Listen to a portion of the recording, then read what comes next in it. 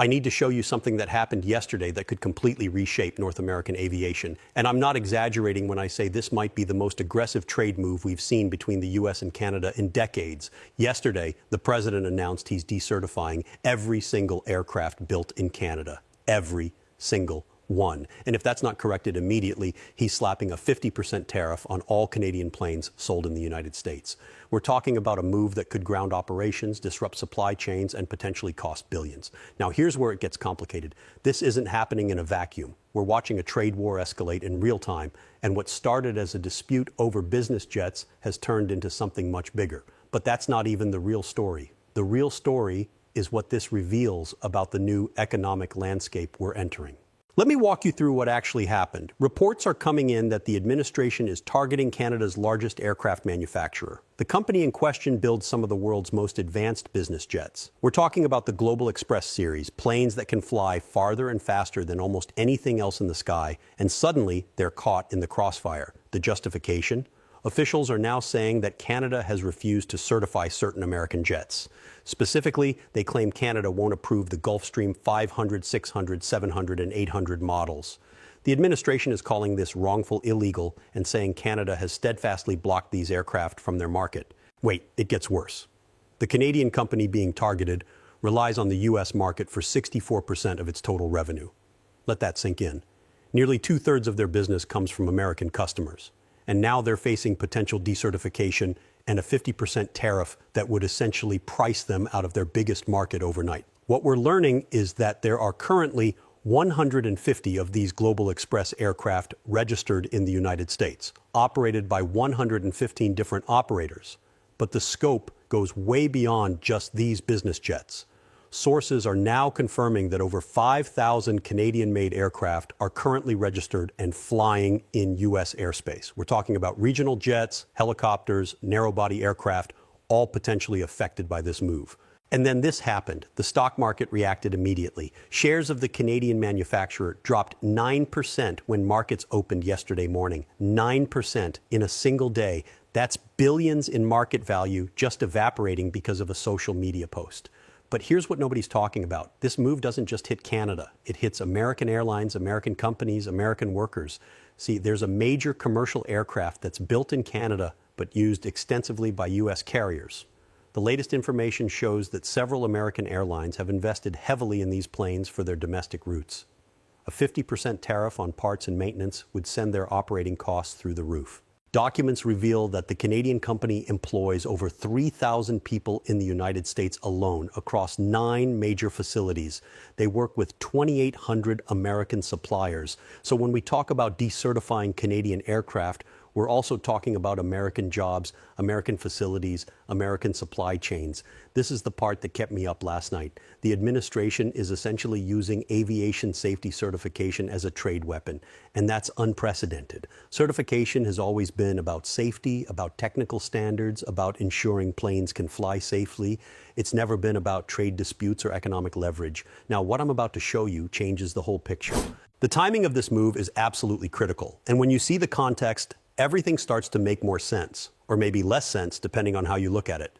Just 10 days ago, Canada's Prime Minister stood on a stage in Switzerland and delivered what many are calling one of the most significant speeches in recent diplomatic history. He told a room full of global leaders that the rules-based international order is experiencing a rupture, not a transition. A rupture. Those were his exact words. And then he said something even more striking.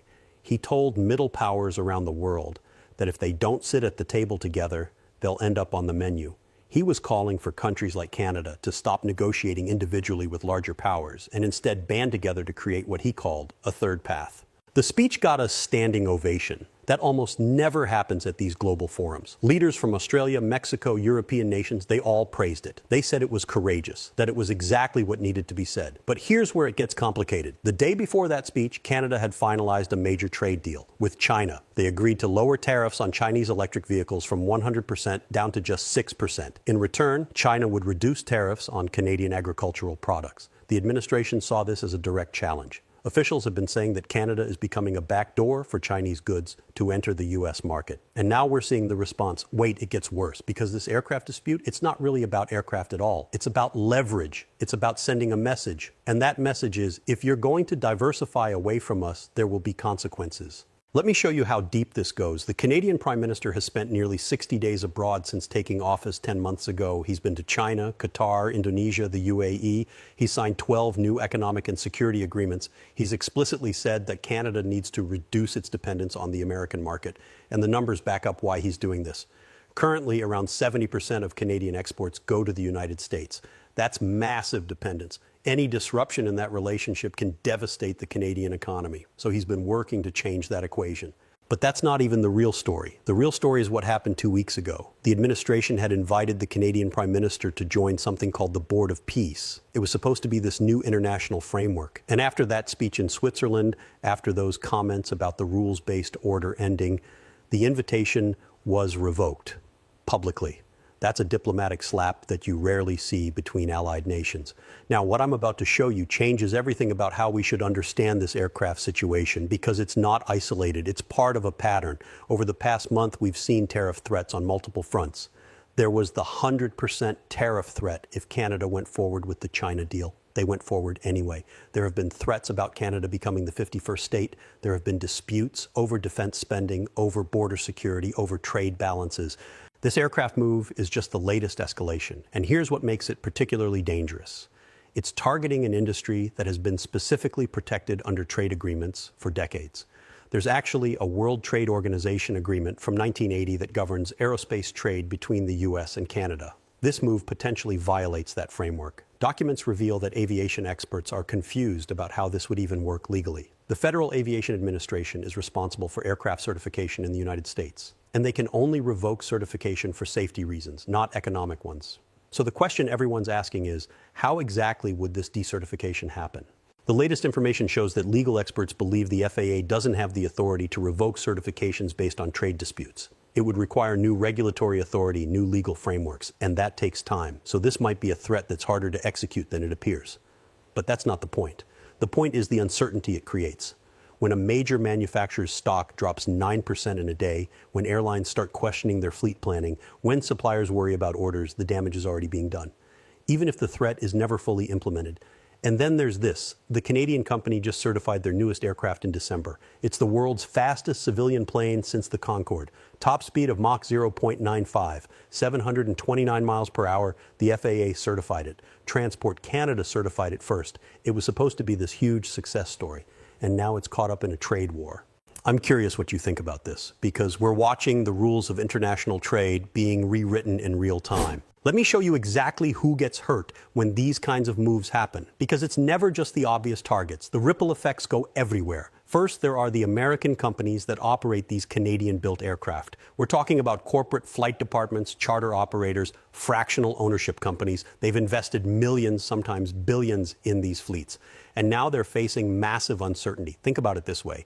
If you own a $60 million business jet that suddenly can't be maintained properly because of tariffs, or worse, might lose its certification, what happens to its value? It plummets. These aircraft become stranded assets. Companies that bought them can't easily sell them, can't operate them the same way, can't plan around them.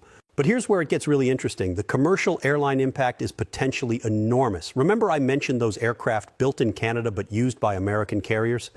That's not a small operation. Major airlines have ordered dozens of these planes. They're in their fleets right now, flying domestic routes across America. A 50% tariff doesn't just hit new aircraft purchases. It hits parts, it hits maintenance, it hits everything that keeps these planes in the air. And airlines operate on incredibly thin margins. An unexpected 50% cost increase on a major part of your fleet. That's the kind of thing that can change route planning, ticket prices, profitability. Now, what I'm about to show you is even more concerning, because it's not just about Canadian companies versus American companies. It's about integrated supply chains that have been built over decades. Sources are confirming that major European aerospace manufacturers have significant operations in Canada. One of the world's biggest aircraft makers builds commercial jets in Quebec. They employ thousands of people there. Those planes are sold to American airlines. So now you've got a European company building planes in Canada, selling to American carriers. all potentially caught in this dispute. This is the part that kept me up last night thinking about second and third order effects, because when you start throwing tariffs and decertification threats around in aerospace, the supply chain disruptions don't stay contained. Let me give you a specific example. Wing assemblies for certain commercial aircraft are built in Canada. They're shipped to assembly lines elsewhere. If those wings suddenly face a 50% tariff, what happens? Does production slow down? Do costs get passed to consumers? Do manufacturers start redesigning supply chains, which takes years and billions of dollars? Wait, it gets worse. We're seeing reports that aviation industry groups are scrambling to figure out what this actually means, because the announcement was made via social media. There was no detailed policy document, no implementation timeline, no clarification of scope. So you've got companies trying to make multi-million-dollar decisions based on a 200-character post. That's not how international trade normally works, but this is where we are now. The latest information shows that industry lawyers are being flooded with calls from clients who own these aircraft or want to buy them or operate them, asking what they should do. And nobody has good answers yet because the policy itself isn't clear. Here's what nobody's talking about. Canada could retaliate. They haven't yet, but they could. What if they decided to impose their own restrictions on American aerospace companies trying to sell in Canada? What if they targeted American aircraft manufacturers with similar certification delays? Suddenly you've got a tit-for-tat escalation that could freeze aerospace trade across the border. And again, these aren't just Canadian and American companies. These are global supply chains with European, Asian, and American components all integrated together. Documents reveal that aerospace industry represents hundreds of thousands of jobs across North America. It's one of the most sophisticated manufacturing sectors we have, and it's built on the assumption of relatively free trade and mutual recognition of safety standards between allies. That assumption is now being challenged, and once that trust breaks down, it's incredibly hard to rebuild. Companies start making decisions based on political risk rather than economic efficiency. They build redundancy into supply chains. They relocate facilities. All of that costs money and reduces competitiveness. But that's not even the real story. The real story is what this signals about the future of trade relationships between traditional allies. For decades, the framework was, we might disagree on trade details, but we work within established systems to resolve disputes. We don't weaponize safety certification. We don't make sudden moves via social media that create market chaos. That framework is clearly changing, and what we're seeing with these aircraft is just one example of a broader shift. Officials are now saying that trade deals, international agreements, established norms, none of that matters as much as leverage and immediate national interest. I need to ask, does this change how you see where global trade is headed? Because this feels like a preview of something bigger. So where does this actually go from here? Because we're at a genuine inflection point, and the choices made over the next few weeks could reshape how international commerce works for years to come. Let's start with the immediate scenario.